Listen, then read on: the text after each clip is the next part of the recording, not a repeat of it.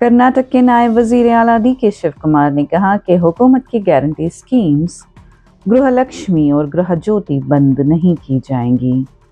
उन्होंने कहा कि सिर्फ दरखास्तें दोबारा जमा कराई जाएंगी ताकि जाली और गैर ज़रूरी अफराद को स्कीम से निकाला जा सके।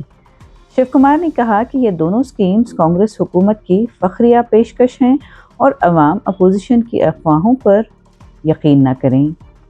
एक दिन पहले उन्होंने दोनों स्कीम्स के लिए नई दरखास्तें जमा करने का ऐलान किया था, जिसके बाद लोग फिक्रमंद हो गए। उनके मुताबिक गृहलक्ष्मी स्कीम में तकरीबन 100 करोड़ रुपए ऐसे अफराद को दिए जा रहे हैं जो अब फौत हो चुके हैं।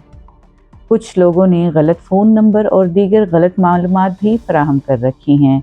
उन्होंने कहा कि हुकूमत ये यकीनी बनाना चाहती है कि असल हकदार के नाम, पते और बैंक अकाउंट्स सही हों ताकि फ़ायदा सही लोगों तक पहुंच सके। शिव कुमार ने कहा कि ये भी जांच की जा रही है कि क्या रकम कर्नाटक से बाहर के बैंकों में जा रही है या कर्ज की अदायगी या पॉन्जी स्कीम्स में इस्तेमाल हो रही है। गृह ज्योति स्कीम के तहत जो 200 यूनिट्स तक की मुफ्त बिजली मिलती है, उसमें ऐसे केसेस भी हैं जहां एक ही नाम पर 5 बिजली के मीटर रजिस्टर्ड थे। अफसरों को शक है कि कुछ लोग तिजारती इदारों में इस मुफ्त बिजली का फ़ायदा उठा रहे हैं। गृह लक्ष्मी स्कीम के तहत खानदान की ख़वातीन सरबराहों को हर माह 2000 रुपये दिए जाते हैं। क्या आपके ख्याल में गृह लक्ष्मी और गृह ज्योति स्कीम्स के हकदारों की दोबारा जांच करना ज़रूरी है? जवाब हमें कमेंट सेक्शन में ज़रूर बताएं। सादा डिजिटल उर्दू को लाइक, शेयर और सब्सक्राइब ज़रूर करें। ಸರ್ ಇನ್ನೊಂದು ಗ್ಯಾರಂಟಿ ವಿಪಕ್ಷಗಳು ನಿಲ್ಲಿಸ್ತಾರೆ ಅಂತ ಪ್ರಚಾರ ಮಾಡ್ತಾರೆ. ವಿರೋಧ ಪಾರ್ಟಿಯವರು ಟೀಕೆ ಮಾಡುತ್ತೆ. ವಿರೋಧ ಪಾರ್ಟಿಯವರು ಏನೇ ಒಳ್ಳೇದು ಮಾಡಿದ್ರು ತಡೆಯೋಕೆ ಇರೋದು. ಅವರೇನು ಒಳ್ಳೇದಕ್ಕೇನಿಲ್ಲ, ಅವರು ನನಗೆ ಗೊತ್ತಿದೆ. ಅದು ಅವ್ರ ಕೈಲಿ ಮಾಡೋಕ್ಕಾಗದೆ ಹೋದ ಕೆಲಸಗಳನ್ನ ನಾವು ಮಾಡ್ತಾ ಇದ್ದೀವಿ. ಗ್ಯಾರಂಟಿನ ನಾವು ವಾಪಸ್ಸು ಯಾರು ಕರೆಕ್ಟು ಫೋಟೋಸು ಐಡೆಂಟಿಫಿಕೇಶನ್ ಬೇಕು.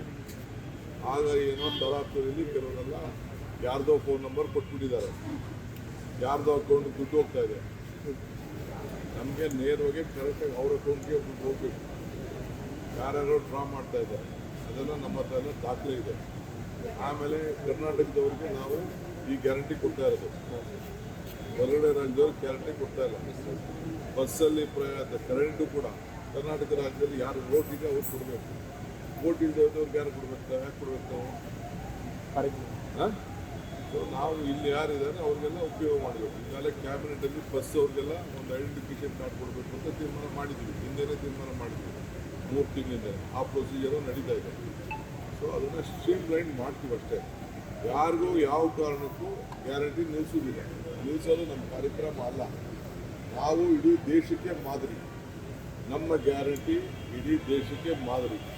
ಮಹಾರಾಷ್ಟ್ರವ್ರು ತೊಗೊಂಡ್ರು, ಮಧ್ಯಪ್ರದೇಶವ್ರು ತೊಗೊಂಡ್ರು, ತಮಿಳ್ನಾಡವ್ರು ತೊಗೊಂಡ್ರು, ಆಂಧ್ರ ಪ್ರದೇಶವ್ರು ತೊಗೊಂಡ್ರು, ಬೇರೆ ಬೇರೆ ಯಾವ್ಯಾವ ರಾಜ್ಯ ಎಲೆಕ್ಷನ್ ಹೋಯಿತು ಅವರೆಲ್ಲ ನಮ್ಮ ಗ್ಯಾರಂಟಿನೇ ತೆಗೆದುಕೊಂಡ್ರು. ಯಾಕೆಂದರೆ ಬೆಲೆಗಳೆಲ್ಲ ಗಗನಕ್ಕೆ ಹೋಯಿತು, ಆದಾಯ ಎಲ್ಲ ಪಾತಾಳಕ್ಕೆ ಹೋಯಿತು.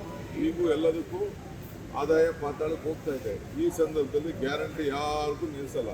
ಬಟ್ ಯಾರು ಕರೆಕ್ಟಾಗಿದ್ದಾರೆ ಅವ್ರು ತಲುಪಬೇಕು, ಅವ್ರು ಉಪಯೋಗಿಸ್ಕೊಳ್ಬೇಕು. ಕೆಲವ್ರು ಏನು ಮಾಡ್ತಾ ಇದ್ದಾರೆ, ಇದನ್ನು ಈ ಪೋಂಜಿ ಸ್ಕೀಮ್ಗೆ ಆ ದುಡ್ಡು ಹೋಗ್ತಾ ಇದೆ, ಮಿಸ್ಯೂಸ್ ಆಗ್ತದೆ. ನಾವು ಬದುಕಲಿ ಅಂತ ಕೊಟ್ಟಿದ್ದೀವಿ. ಯಾವ ಸಾಲ ಕೊಟ್ಬಿಟ್ಟು ಅವನು 2%, 36% ಬಡ್ಡಿ ಕೊಡ್ತೀನಿ, 40% ಬಡ್ಡಿ ಕೊಡ್ತೀನಿ ಅಂತ ಅಂದ್ಬಿಟ್ಟು ಪ್ರತಿ ತಿಂಗಳು ಕಟ್ಸ್ಕೊಟ್ಟಿದ್ದಾರೆ. ಈಗ ಬೆಳಗಾಮಲ್ಲಿ ನೋಡೋದಲ್ಲ ನೀವೆಲ್ಲ, ದಾವಣಗೆರೆ ಅದಕ್ಕೆ ನಾನು ಎಲ್ಲರಿಗೂ ಹೇಳ್ತೀನಿ, ಎಲ್ಲೆಲ್ಲಿ ಗ್ರಾಮ ಪಂಚಾಯತಿಯಿಂದ ಹಿಡಿದು ತಾಲೂಕ್ ಪಂಚಾಯತಿಲಿ ಯಾರ್ಯಾರಿಂದ ಸ್ಕೀಮ್ಗಳಿದೆ, ಆ ವಿಮಿಲ್ಕ್ ಅಂತ ಬಂತು, IMA ಬಂತು, ಅವೆಲ್ಲ ಬಂತಲ್ಲ, ಅವೆಲ್ಲ ಕಡಿವಾಣ ಅಂತೂ ಹಾಕಬೇಕು. ಆ ದೃಷ್ಟಿಯಿಂದ ನಾನು ಅವ್ರಿಗೆ ಮಾರ್ಗದರ್ಶನ ಕೊಟ್ಟಿದ್ದೀನಿ. ಇದು ನಮ್ಮ ಪ್ರೀತಿ, ನಮ್ಮ ಹೃದಯದಿಂದ ಕೊಟ್ಟಂಥ ಪಂಚ್ ಗ್ಯಾರಂಟಿ. ಈ ಗ್ಯಾರಂಟಿನ ಹಾಳು ಮಾಡ್ತೀನಿ. ನಮ್ಮ ಹೆಣ್ಮಕ್ಳು, ಹೆಣ್ಣು ಕುಟುಂಬದ ಕಣ್ಣು, ಅವ್ರಿಗೆ ಶಕ್ತಿ ಜಾಸ್ತಿ ಸಿಗಬೇಕು, ಮನೆ ಬೆಳಗಬೇಕು. ಆ ದೃಷ್ಟಿಯಿಂದ ಕೊಟ್ಟಿರೋ ಗ್ಯಾರಂಟಿ, ದೇಶಕ್ಕೆ ಮಾದರಿ ಇರೋ ಗ್ಯಾರಂಟಿ ಯಾವ ಕಾರಣ ನಿಲ್ಲಿಸಿದ್ರು. ಅಪೋಸಿಟ್ ಪಾರ್ಟಿಯವ್ರು ಮಾತಾಡ್ತಾರೆ.